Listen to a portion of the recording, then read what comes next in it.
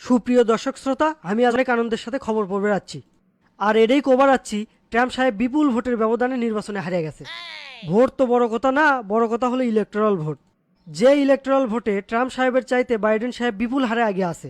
এ পর্যন্ত বাইডেন সাহেব সর্বমোট 290টি ইলেকটোরাল ভোট পেয়ে 46তম মার্কিন প্রেসিডেন্ট হিসেবে নির্বাচিত হয়েছে। আর এতে ট্রাম্প সাহেবের মাথা খারাপ হয়ে গেছে, তিনি উল্টোপাল্টা বকতেছে। কয়েকটি রাজ্যে ভোট কারচুপি হয়েছে বলে তিনি আদালতে মামলা ঠুকেছিলেন। একটি রাজ্যের মামলা আদালত খারিজ করে দিলেও অন্য দুটি রাজ্যের মামলার শুনানি হয়েছে। এতে করে কোনো লাভ হয়নি। সর্বশেষ হাসি জো বাইডেনই হাসছেন এবং তিনি ভক্ত সমর্থকদের নিয়ে ক্যালিফোর্নিয়া রাজ্যে বিজয় উৎসব করতেছে। সর্বশেষ খবর দেওয়ার জন্য যুক্তরাষ্ট্রের ক্যালিফোর্নিয়া থেকে সরাসরি যুক্ত হচ্ছেন আমাদের প্রতিনিধি জনাব খোরশেদ আলম। জনাব খোরশেদ আলম, আপনি কি আমাদের কথা শুনতে পাচ্ছেন? জি হ্যাঁ, শুনতে পাচ্ছি। আপনি আমাদেরকে এটা জানান, টানা 3 দিন যাবৎ ভোট গণনার পর গতকাল জানা গেল জনাব বাইডেন 46তম মার্কিন প্রেসিডেন্ট হিসেবে নির্বাচিত হয়েছেন। এতে করে নাকি ট্রাম্পের মাথা খারাপ হয়ে গেছে, সে নাকি হুলস্থুল কাণ্ডু বাজাছে। এই ঘটনার সত্য কতটুকু আর মার্কিন জনগণের অনুভূতিটা আমাদের দর্শকদের উদ্দেশ্যে একটু বলবেন। ধন্যবাদ মিস্টার কাসেম। বর্তমান আমেরিকা জুড়ে ডেমোক্রেট সমর্থকদের বিপুল বিজয় উল্লাস দেখতেছি। বর্তমানে জনগণ অনেক খুশি। এদিকে ট্রাম্প হেরে যাওয়ার কারণে রিপাবলিকান সমর্থকরা বিভিন্ন জায়গায় অস্ত্রশস্ত্র নিয়ে হামলা চালিয়েছে। তা করে কোনো লাভ নাই, কেননা এটা বাংলাদেশ নয়, এটা আমেরিকা। সর্বশেষ ট্রাম্প সাহেবের অনুভূতি জানতে গিয়েছিলাম, তিনি পাগলের মতো রেগে গিয়ে আমাদের তাড়িয়ে দিয়েছে।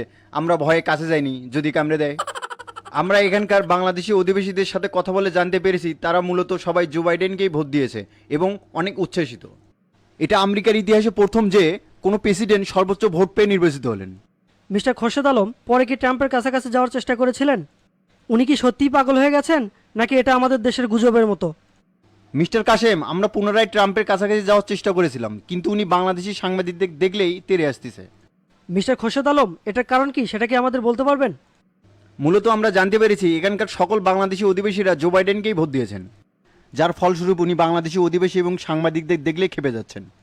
Khorshed Alam, mister Joe Biden president নির্বাচিত হয়ে যে জাতীয় ঐক্যের ডাক দিলেন, বিষয়টা আমেরিকার জনগণ কিভাবে দেখছে? জো বাইডেন আসলে মার্কিন জনগণের কাছে বিপুল জনপ্রিয় একজন ব্যক্তি, যার প্রমাণ আমরা এই নির্বাচনই পেয়েছি। তার বক্তৃতার মাধ্যমে জাতীয় ঐক্যের ডাক ফুটে উঠেছে।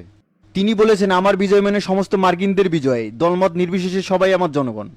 সবাইকে নিয়ে আমি আগামী দিনগুলোতে রাষ্ট্র সঠিকভাবে পরিচালনা করতে চাই এবং বিশ্বশান্তি বজায় রাখতে চাই।